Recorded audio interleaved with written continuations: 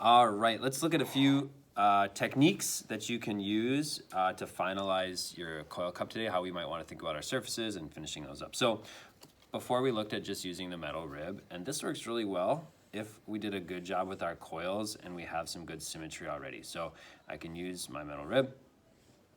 Remember going over in a few different directions, and that works really well. All right, and then I would take my sponge and squeeze out all the water. Okay, and then I can finalize that way, and that works really well. If you're finding that your surface is more bumpy, right, it's not as smooth to start with, this is a really, really good tool. So this is called the rasp tool, okay, and there's some different directions of the teeth. I don't know if we can see that, but there's like a down direction, and that's the direction we want to pull against the clay. So if there's a lot of bumps, so like here, for example, and I pull across, and I'm going to do that in a few different directions, what is it does is it shaves off this extra clay, and it's going to make that nice and smooth. So I might go around and use that rasp, and I like to do it as I turn my cup so it's symmetrical.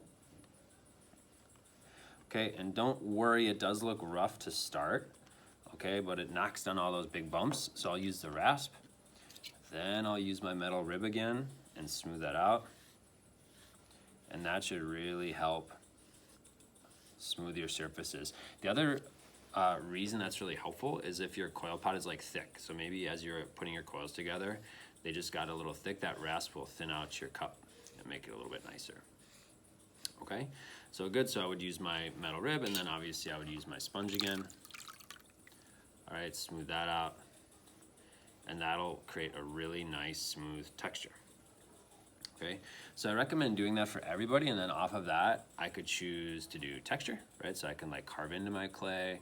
I could do just drawings, or I could do stamps, or I could do all sorts of stuff, right? So, but I would recommend getting it to be symmetrical and smooth. The other thing that I wanted to show you is how to put on a foot ring if you want to have like a bottom foot ring. Okay, so for that, I'm just gonna first, actually here, before I score, I rolled out a coil of clay right on the table. And there's a few different ways to do this, but I like to do it this way. So I rolled out a coil, and I'm just gonna create a ring right on the table. Okay, so I'm gonna overlap my clay, and then I'm gonna cut so that it should match. Okay, and then this is gonna go together. So I need a little water, and that coil goes together. I'm gonna just smooth it in.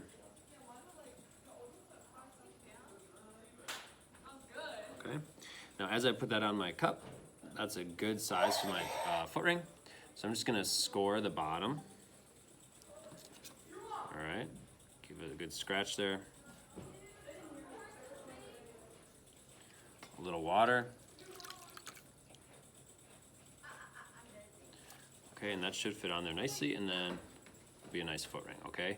So I can combine that. I like to actually pinch it, so it's really nicely connected.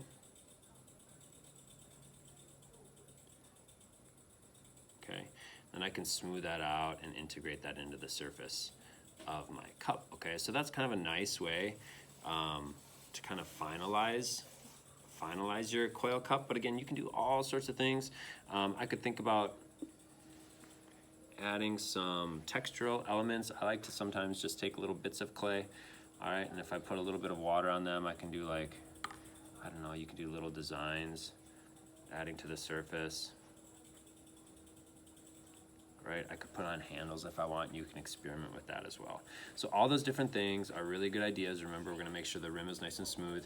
At the end of class today, we do wanna just keep our piece wrapped up, okay? So that when I get back next week, we can check it out and work on finalizing any other things. Okay, great. So have fun. I hope you enjoy exploring kind of how to finalize your coil cup, and looking forward to seeing the progress that you make.